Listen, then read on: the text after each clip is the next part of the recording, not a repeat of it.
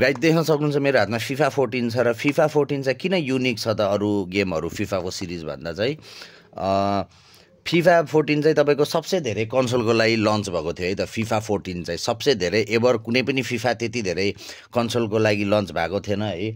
तपाईँको PS2 PS3 PS4 Xbox 360 Xbox One Wii भन्नु PSP यहीँ छ, PS Vita यही भइहाल्यो, निन्टेन्डो 3DS मोबाइल फोनमा iOS एन्ड्रोइड विन्डोज फोनको लागि पनि इभन हेर्नु जुन एब्यान्डन भइसकेको थियो त्यसको लागि पनि तपाईँको लन्च भएको थियो।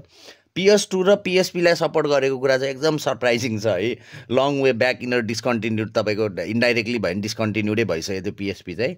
अनि यति धेरै भाइचारा थियो कि त्यो बेलामा यो लन्च भएको बेला FIFA 14 लन्च भएको बेला है। प्रोबेबली 17 कन्सोलको लागि होला है सायद यो 17 कन्सोलको लागि लन्च भएको थियो है त FIFA 14। सो द्याट तपाईँले FIFA 14 को कार्टिजहरू धेरै पाउन सक्नुहुन्छ सायद यही होला मसँग नि। FIFA 14 हेर्नु यो FIFA वाइल्ड धेरै छ क्या 13 15 रहेछ यहाँ है।